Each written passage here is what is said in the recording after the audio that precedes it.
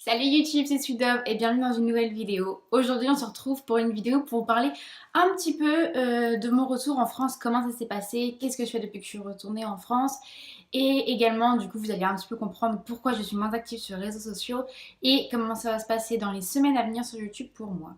Alors au début je pensais faire cette vidéo, j'avais déjà un petit peu préparé la vidéo, vous voyez sur mon petit cahier en disant un peu comment gérer son retour en France, comment réussir, on va dire, à retourner en France parce que les personnes qui actuellement sont à l'étranger, qui vont bientôt retourner en France, vous devez un peu vous poser des questions comme moi, ça a été le cas à me dire comment je vais pouvoir gérer ça parce que ceux qui sont pas partis ne le savent pas forcément, mais quand on passe autant de mois dans un pays étranger, on vit en fonction du pays étranger et on perd un peu les habitudes qu'on avait dans notre pays natal. Donc le retour est quand même quelque chose d'assez stressant. Donc voilà, je m'étais dit que j'allais faire une vidéo pour vous dire comment moi j'ai réussi à gérer mon retour et du coup donner quelques conseils. Mais il s'est avéré que mon retour ne s'est pas passé aussi bien que je l'aurais aimé. euh, que malgré que j'ai suivi mes propres conseils que j'avais écrits sur la vidéo et que j'avais vu déjà d'autres vidéos à propos de ça, ça a été assez dur le retour. Donc voilà, donc je me suis dit que j'allais profiter de cette vidéo pour vous en parler. Comment moi ça s'est passé, comment j'ai essayé de gérer la situation et puis un peu tout ça. Du coup, je vais vous lire un petit peu si vous voulez les conseils que j'avais écrits de base à propos de cette vidéo et vous dire du coup moi parallèlement comment j'ai géré chaque point. Déjà, premièrement, il faut se préparer mentalement, mais vraiment, parce que, enfin voilà, le ressort, je pense que c'est inexplicable. Les personnes qui l'ont déjà fait pourront être d'accord avec moi, je pense. C'est pas vraiment explicable la sensation, mais il faut être prêt mentalement. Mentalement, à se dire, je retourne en France, ma situation un peu euh,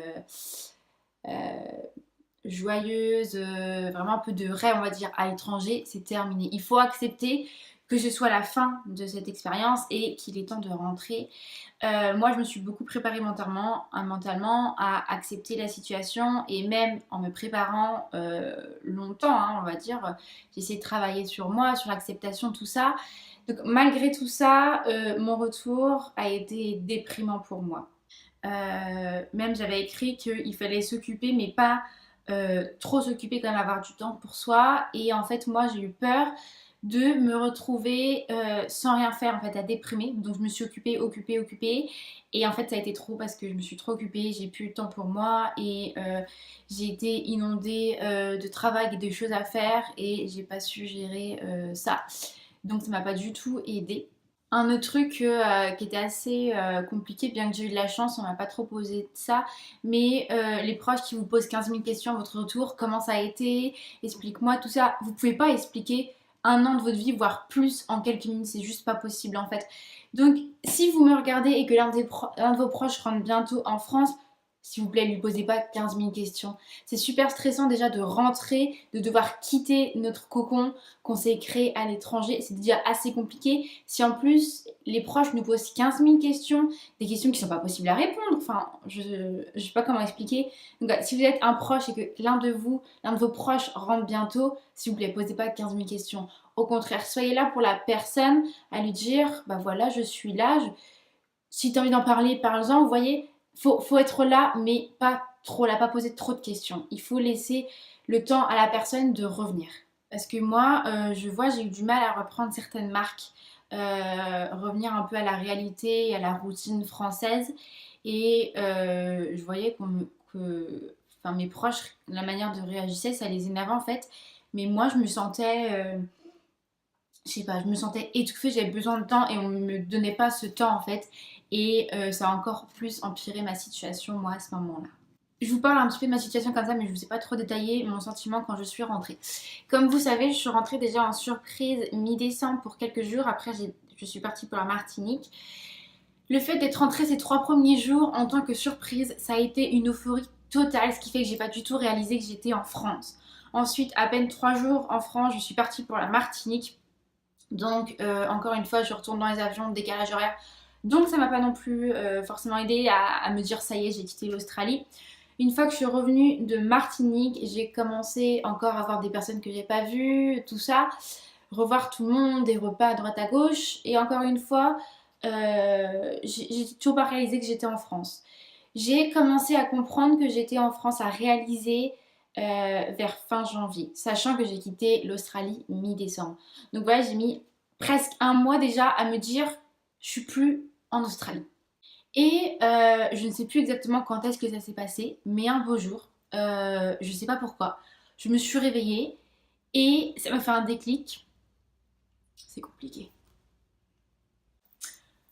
Je suis désolée parce que moi-même, en reparlant, là, je me rends compte que j'y suis vraiment plus et que j'ai vraiment quitté l'Australie et c'est bizarre encore, au jour d'aujourd'hui. Désolée. Je vous disais donc, un jour, en fait, je me suis réveillée et je sais pas pourquoi j'ai eu un déclic, je me suis dit, Camille, t'es en France. Et ce jour-là, j'ai pleuré toute la journée. Ça a été dur de réaliser et de me dire que ce cocon que j'avais créé en Australie, ce bien-être que j'avais, c'était fini. Que tous les merveilleux moments que j'ai vécus, tous les souvenirs que j'ai, je pourrais plus en créer en fait. Je pourrais plus les créer en Australie. Et vous le voyez encore aujourd'hui, c'est très très dur de rentrer. Du coup, comme vous savez, j'ai rencontré plein de monde quand j'étais en Australie, j'ai encore énormément de contacts. Et sur toutes les personnes françaises à qui je parle, j'en ai pas une seule qui m'a dit que le retour s'est bien passé. J'en ai pas une seule qui m'a dit je suis contente d'être en France. Et je n'ai pas déprimé. Pas une seule. Alors, si vous me regardez et que vous rentrez bientôt en France ou dans votre pays, ou si vous êtes un proche, comme je vous disais, préparez-vous. La préparation, c'est super important. Et vous voyez, même moi qui me suis préparée pendant plus de 2 mois à me dire je rentre, c'est fini, il faut l'accepter, c'est compliqué, c'est dur. C'est dur en fait parce que c'est un manque.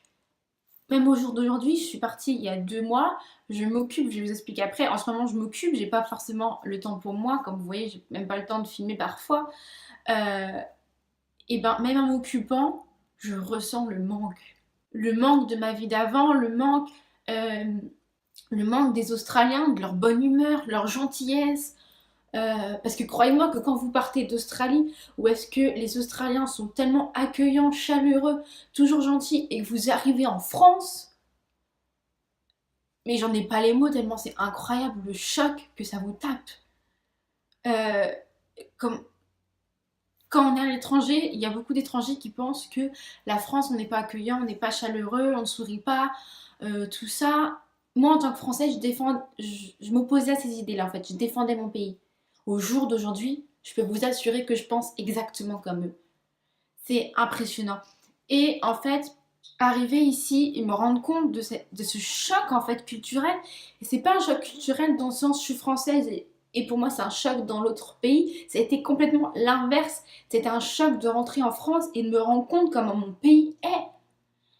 Et en fait, avoir eu ce choc, mais ça a empiré les choses en fait. Ça m'a déprimé encore plus et ça m'a juste donné envie de partir d'ici, en fait, de retourner en Australie, de faire demi-tour.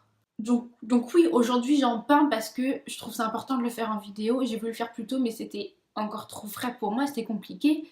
Mon retour est très dur. Dans ce moment-là, les seules personnes à qui vous arrivez à parler de cette situation, c'est les personnes qui vivent la même chose. Moi j'ai eu énormément de chance, j'ai Florine et Chloé que vous avez déjà vu dans des vidéos qui passent par la même chose. On est rentrés juste à quelques mois d'intervalle, donc on soutient l'une et l'autre. Et du coup, j'arrivais à en parler avec elles. Mais je peux vous dire que si Chloé et Florine n'auraient pas été là pour qu'on s'entraide, ça aurait été 15 fois pire, clairement. Ouais. Alors, je peux pas vous donner 15 000 solutions, 15 000 conseils pour comment gérer votre retour, comment faire pour que ça se passe bien, puisque même moi, avec des conseils, c'est compliqué. Si j'avais un conseil, c'est profiter de vos derniers jours dans le pays où vous pourrez peut-être jamais retourner. Essayez d'accepter la situation et vous opposez pas mentalement au fait que c'est l'heure de rentrer. Il faut l'accepter et se préparer et parler surtout. Parler quand ça va pas. Si par contre j'aurais un conseil qui serait valable, ce serait de préparer la suite.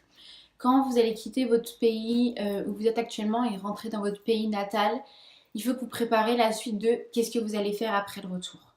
Comment vous allez vous occuper. Moi, vous savez que je pars au Canada et je pense que ça me sauve un petit peu aussi mentalement de un petit peu moins déprimer encore. De me dire que je repars bientôt, c'est pas grave.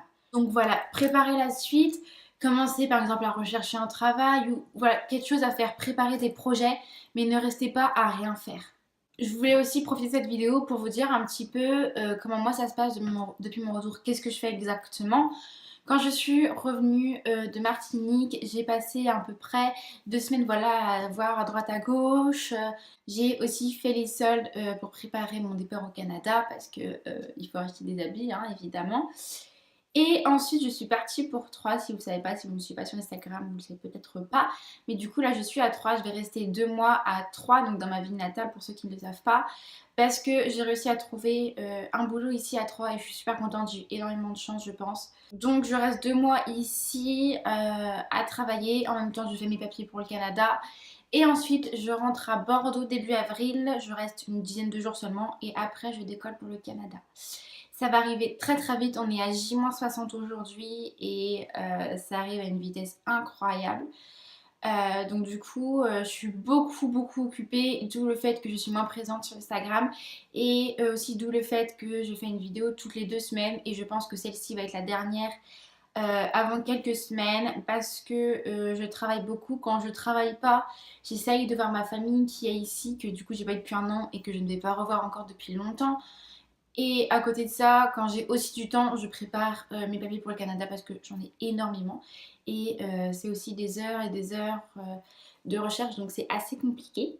Donc voilà, et également, donc comme je vous disais, des vidéos YouTube, ça va pas revenir pendant plusieurs semaines aussi parce que j'ai pratiquement usé tout mon stock d'idées YouTube. J'attends des messages de votre part pour me dire un peu ce qui vous ferait plaisir pour faire des vidéos qui vous intéresseraient. Donc n'hésitez pas à me les mettre en commentaire ou à m'envoyer des messages sur Instagram. Ça me fait toujours plaisir d'avoir vos messages. Donc cette vidéo va sortir dès que possible. Ça ne sera pas mercredi parce qu'on est mercredi, elle ne va pas sortir aujourd'hui. Je ne sais pas quand est-ce que la prochaine sortira. Donc n'hésitez pas d'activer la petite cloche pour savoir quand est-ce que la prochaine arrivera. Mais quoi qu'il en soit, suivez-moi sur Instagram parce que quand une vidéo approche, je préviens toujours.